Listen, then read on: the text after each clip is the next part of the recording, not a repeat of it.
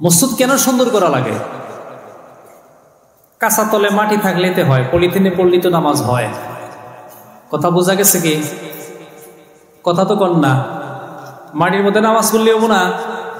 আগে তো মাসে দাড়ির মধ্যে হয়ে থাকছে, তাও রাইতে ঘুম পাড়ছে। এখন মাসে এত আরামের বিছনায় থাকে, ট্যাবলেট ছাড়া ঘুম ধরে না মানুষের। কথা ঠিক না? ঠিক। যেসব দাঁড়িয়ে থাকছে মাটি বিছনা ঠাস করে বিছায় হয়ে পড়ছে, ঘুম পাড়ছে, ওই টাইমে দাওয়াত দিলি 4-5 দিন আগের থেকে রেডি হয়ে থাকছে দাওয়াত খাবার জামা। আর এখন দাওয়াত দিলে আগে ডাক্তারের কাছে যায়, যেহেতু খামো মাংস টাংস খানা বলতে কি কি ওষুধ আগের থেকে খাওয়া যায়। আরাম বেশি হয়েছে তো। কথা বুঝতেছেন? কথা না খুলে কি লব না, আগে কথা তারপরে বয়ান।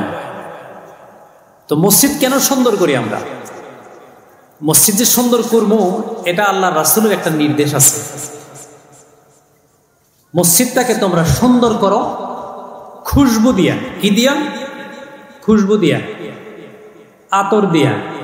মসজিদের নববীতে আপনি যেখানে নাক লাগাবেন খালি সুঘ্রাণ আর সুঘ্রাণ। সুবহানাল্লাহ। ওইখানে যাওয়ার জন্যে, ওইখানে নামাজ পড়ার জন্য মানুষ ইন্ডিয়ার থেকে 1.5 লাখ টাকা খরচ করে সব সময়।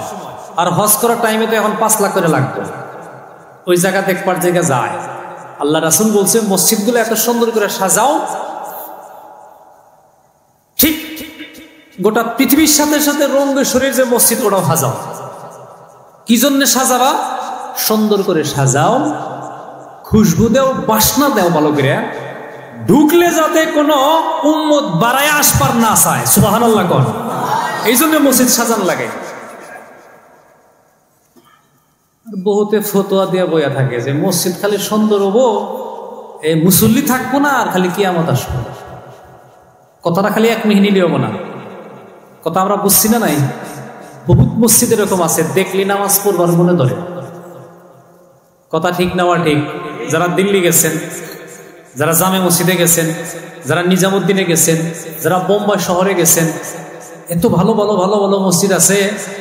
মসজিদের নববীর কথা আমি বলি, অনেক ড্রাইভার আমি দেখছি তারা গাড়িটা চালাইয়া আইলো মসজিদের নববীতে, টিপ মাইরা আইলো, ভাড়া মাইরা আইলো। হয়তো রেস্ট আছে আধা ঘন্টা, 40 মিনিট রেস্ট আছে, এরপরে হয়তো আবার নিয়ে যাবো খেপ। এই 40 মিনিট মদিনার কোন ড্রাইভার 4 দোকানে গল্প করে না, 2 বন্ধু একখানে গল্প করে না। আল্লাহর রাসূলের ঘর মসজিদ সৌদি গভর্নমেন্টে এত সুন্দর করে সাজাইছে, এত খুশবু। ড্রাইভাররা গাড়িটা রাইখা উজু কইরা মসজিদের নববীতে ঢুইকে 2 রাকাত নামাজ পড়তে পড়তে আধা ঘন্টা যায়, তারপরে বাড়ায় এসে আবার স্টার্টিং এ পড়ে। জোরে করে সুবহানাল্লাহ। তাহলে বোঝা গেল মসজিদ আমরা এখনো সুন্দর করবো, আরো করতে পারবো। মসজিদের নববীর সাথে মিলাবার চাইলে আমরা সুন্দর করা লাগবে। কথা ঠিক না? ঠিক।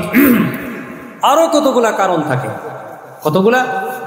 আপনার ধর্মীয় লাইনে কতগুলা কারণ, সামাজিক লাইনেও কতগুলা কারণ থাকে।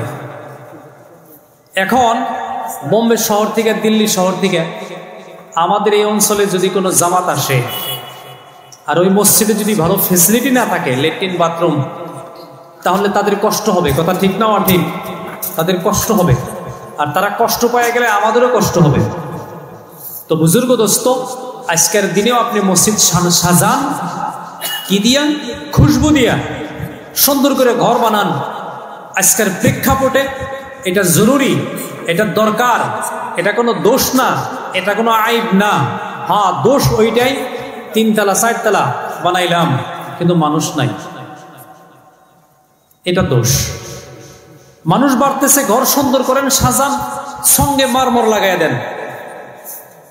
মার্বলে না হয় আরো দামিতে লাগান।